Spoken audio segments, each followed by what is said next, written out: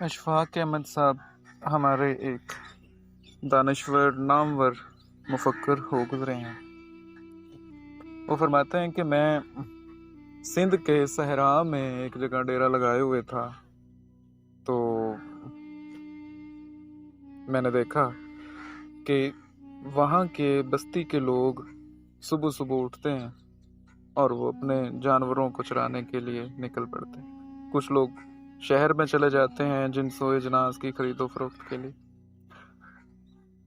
تو ان کے جانے کے بعد ایک بچہ جو کہ نو عمر ہے، 15-16 سال کا ہے، اس کے سر پہ تربوز کا ٹوکرا اور اس کے پیچھے پیچھے ایک چھوٹی عمر کی 4-5 سال کی لڑکی چلتی ہے اور وہ آبادی سے دور چلے جاتے ہیں۔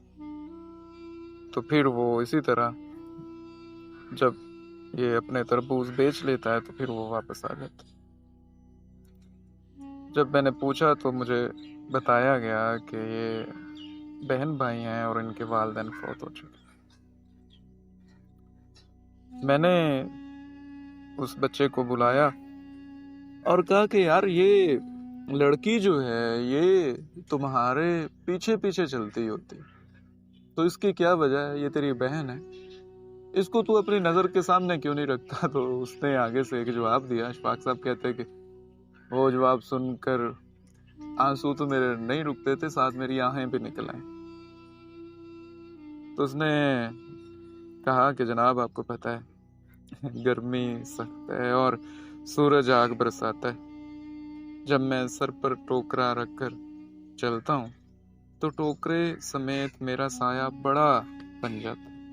میں یہ چاہتا ہوں کہ میری بن ماں باپ کی بہن میرے سائے میں چلے اور دھوپ سے بچی رہے۔ اشفاق صاحب کہتے ہیں کہ یہ جملہ سن کر اور اس چھوٹی سی عمر کے بچے کی باتیں سن کر مجھے سمجھ آ گئی کہ یہ سارا کچھ سیکھنے کے لیے بہنوں کے حقوق، والدین کے حقوق، چھوٹوں پر شفقت، یتیم کی رکھوالی، انسانیت، یہ سارا کچھ جاننے کے لیے آپ کو بڑی بڑی ڈگریاں حاصل کرنے کی ضرورت نہیں۔